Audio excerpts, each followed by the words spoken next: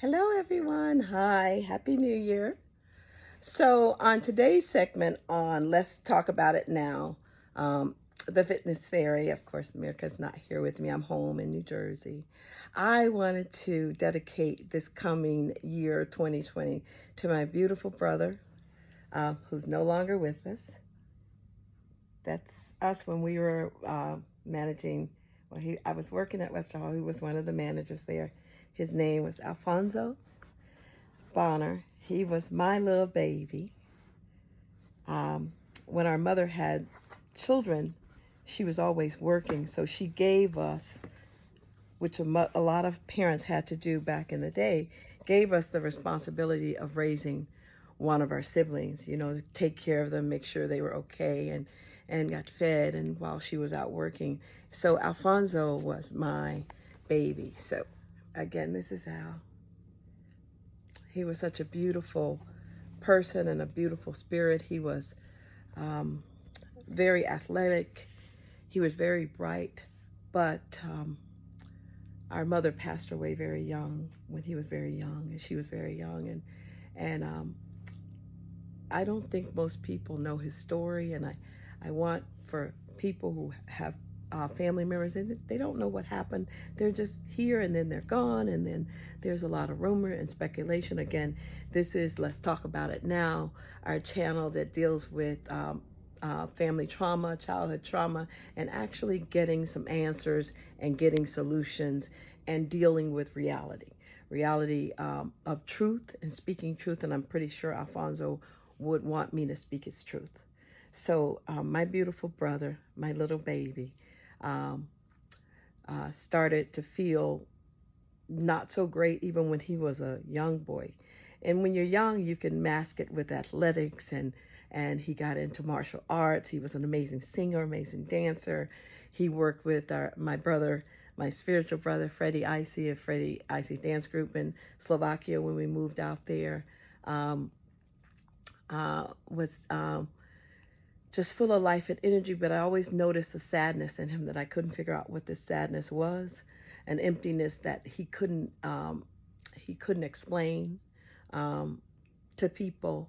And I would send him clothes for high school, and he really appreciated it because he got best dressed, and he loved to dress. He loved clothes, and he loved deep conversations about life and living, and how to live, and how God would want us to live. So we were together in the late 90s.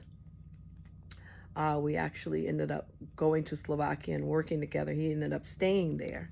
I can't get into those details because it would be too long for this tape. But what I wanted to address is what happened with Al. And I think a lot of people, again, this is Al, a lot of people in the family are speculate, like, what happened to Al? Well, Al started to experience what some of our family members and friends start to experience in college: clinical depression. My family suffers with clinical depression. And no one really talks about it because they don't know what it is. Black people don't know what clinical depression is.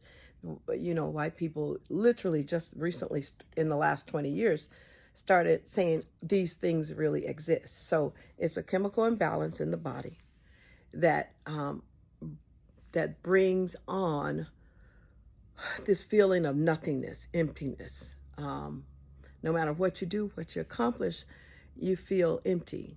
So Alfonso had verbalized this to me for many years, especially when he went off to college. He got super depressed in college and ended up having to leave. And that's when he came to New York to work in the restaurant that we owned at that time, with my fiance at that time, Howard Levine. And we did quite well with the restaurant. But we wanted to go on and go to Europe and work and go into entertainment business, which we did. But I noticed something in Alfonso, something that wasn't right. It wasn't bad. It was just, he just seemed a little lost. And I want to tell his story because I want for people to pay attention to your family members, pay attention to your close friends or your children. When you see that they're having moments that last for very long periods of time where they're not functioning on the level that you know they can function on, and they're speaking in ways that seem like out of sorts. So when he was managing Webster Hall, there was a party where there was an incident at a party that someone there got into trouble, and it affected him a lot. It really spiraled him down into this deep depression that he just couldn't get out of. But I noticed some changes in him as well, and those changes started to manifest itself in other ways. If I don't know if you've ever watched the movie A Beautiful Mind, but if you haven't watched A Beautiful Mind, it was similar to that. And we started to just talk about it more and take him to regular doctors, try to figure out what's wrong, and finally took him to a therapist.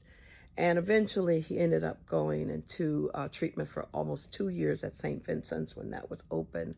And he was diagnosed with bipolar disorder that was quite severe with mild schizophrenia.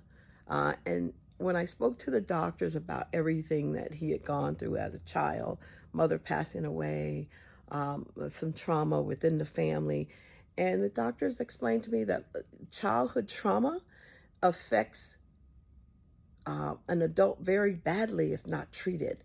Childhood trauma can cause, if you have the genetic traits of clinical depression, bipolar, schizophrenia in your family, it brings it on subtly, or it can stay dormant, but trauma will bring this on quickly.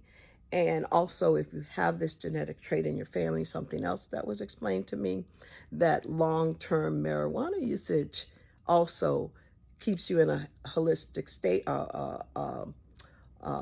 heightened state, or a state that's not on the ground, let's put it that way. So I just urge families to kind of check their genetic backgrounds and talk to family members and see what they're dealing with. Don't just mask it with, oh, they're just funny, or we don't really know. I think when we speak the truth,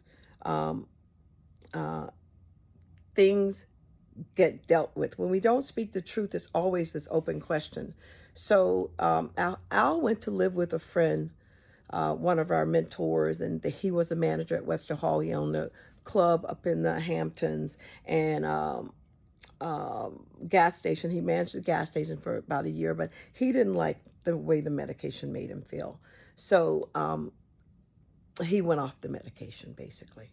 And in doing that, of course, all of these things, these thoughts that he doesn't want to think, he doesn't want to do, starts to come back, because that's part of the illness, is that you're out of control. You just have thought patterns that don't serve you, don't make any sense. And when you do that, you end up, collecting people in your life that aren't good for you. And reportedly, he was killed in a car accident, unfortunately, with, I believe, another woman and possibly someone else. I'll get more details later on in the year when I can handle it better. I handle stress differently from a lot of people. I literally just forget anything ever happened. That's how I cope, and I deal with it when I can deal with it. I'll put it in a pocket and I go pick it up later. And I know that seems kind of weird, but again, that's what this channel is about, all the weirdness that is us. But this year coming up, 2022, it's going to be a spectacular year. I want to dedicate this year to my children and to progress in our business and in our lives, and to my brother Alphonso, who was one of the biggest loves of my life. And I miss him every day, and I don't speak of him often because it's very sad for me. So I don't handle sadness well. I just smile a lot and just kind of like, okay, so that's the way I handle sad. I just smile, or stress, I just laugh.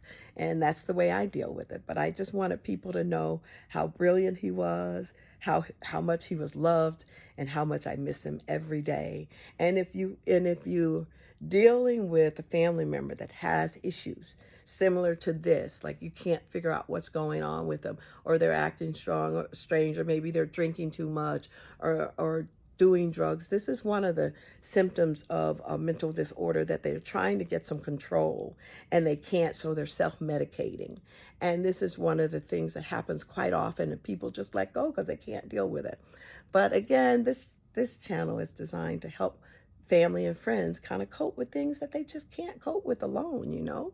Hopefully, as I grow the channel, I will attach some links to some self-help gurus. I have one girlfriend that you can actually do sessions on the phone with her. I'll include her phone number, her information in the description below, or her website, so you can reach out to her directly. So again, if you have a family member that's feeling overwhelming sense of emptiness and nothingness, it could be clinical depression. It's best to get a professional diagnosis. I'm not a therapist. I am just a life coach, trying my best to identify problems in families early on so you can seek treatment and get help early on, so people will stay around forever until they're 100 years old. That's what we want to see. Our family living to 100. And mental illness gone untreated and other things gone untreated will shorten your life, you know, shorten the lifespan through accidents or just from not taking care of. So again, Happy New Year. This year I dedicate to my beautiful brother, Alphonso, who I love so much. Think about him every day, and I'm sure he's watching over me, and I am thinking and watching over him.